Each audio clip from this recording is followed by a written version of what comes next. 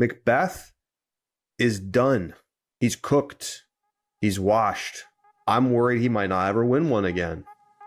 Paul McBeth is the greatest disc golfer of all time. 6 world titles, 17 majors overall, the first $1 million contract in the sport, and over a decade of dominance put him at the very top of the mountain in the eyes of most. However, with increasing regularity over the past 2 or 3 seasons, we've heard over and over that McBeth is now washed.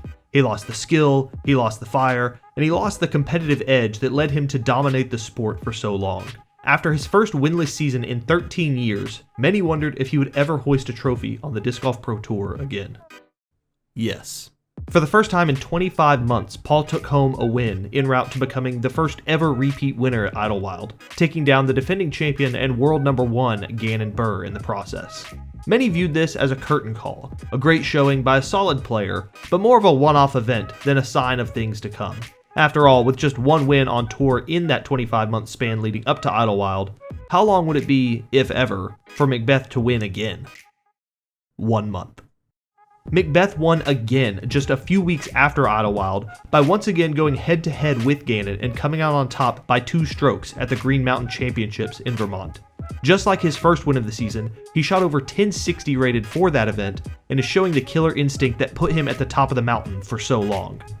But killer instincts don't win tournaments isolated from fairway hits and made putts. Can Paul consistently put himself in position at the end of tournaments to utilize that assassin's mentality, or does McBeth and the rest of the disc golf world need to accept the reality that the best has come and gone? To get a clear understanding, we need to look at some stats, and we also need to look at some history. Paul McBeth has already accomplished everything there is to accomplish in the sport. We need to lead off with that to say that there legitimately may not be the same fire to train day in and day out like is necessary to retain the world number 1 spot. He's married, he has a child, he has several obligations outside of competing on tour. And while all of that is a perfectly reasonable excuse for McBeth to fall from the absolute pinnacle, there's more going on that may have even more to do with his fall off. In the summer of 2023, Paul was gearing up for the European Open in Nokia, Finland, an event that he had historically dominated, with 5 titles to his name already. He was 1047 rated at the time, coming off his 6th World Championship the year before and just a month out from attempting to defend that title. However, in a practice round before the event, Paul injured his throwing arm and wasn't able to compete at 100%. He had to DNF from the European Open, and shortly thereafter confirmed that he had torn his labrum in his throwing shoulder.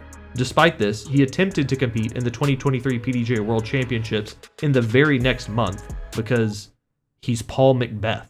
It was a valiant, albeit maybe somewhat foolish, attempt to compete, and that event marked the first time in 10 years that the World Championships did not include Paul McBeth's name as the winner or runner-up, a streak that was worth attempting to defend and one that the sport will almost certainly never see again. After Worlds in 2023, McBeth took several months off and plummeted to his lowest rating in almost 13 years upon his return.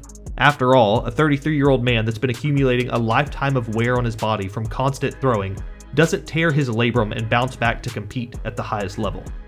Unless that 33-year-old man is Paul McBeth. Back in Europe nearly a year after his labrum injury, Paul began his climb back to form. He took second in the Swedish Open, podiumed at the European Open and European Disc Golf Festival, and his rating began to ascend back to levels that we expect from the greatest to ever throw a disc.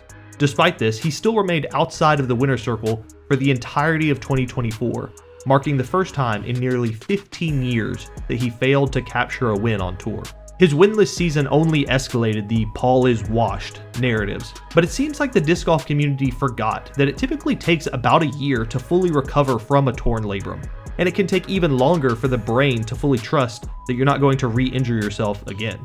In addition to that, winning on tour is harder than it's ever been, so even being 95% back is still a major hurdle to overcome when it comes to actually winning events. Because Paul was playing well, he just wasn't closing the door and actually winning.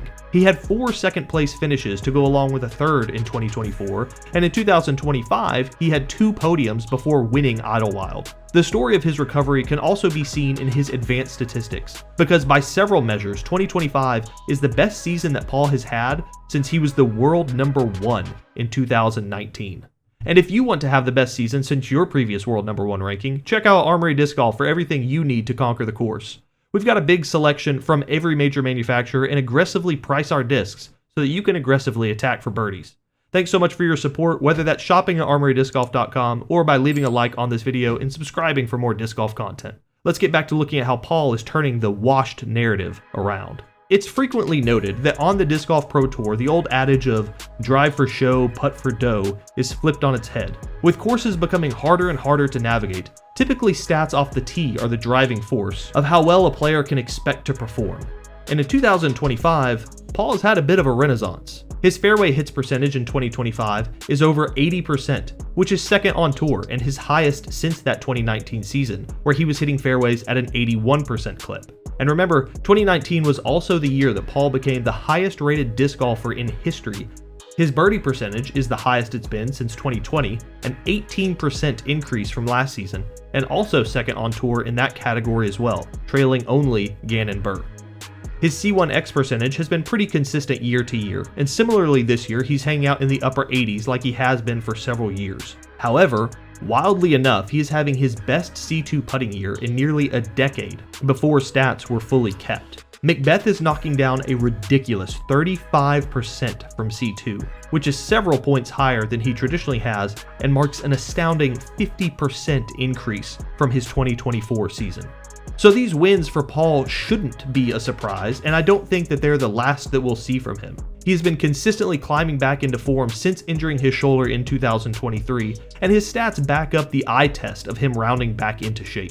If he continues this recent trajectory, his next ratings update will land him back in the 1050 club for the first time in over 3 years, and might land him as the second highest rated player in the world. I don't see these wins from McBeth as a fluke. I see them as a realistic and expected result of the greatest of all time recovering from a legitimate injury and coming back into form over time. While I certainly don't expect another 2015 from Paul, I do expect that he'll be taking home multiple more wins before he hangs up the bag, and will be pushing Climo's record for 18 majors. And with USDGC just around the corner, now might be the perfect time for the 3-time winner of that event to show everyone that he truly is McBeth.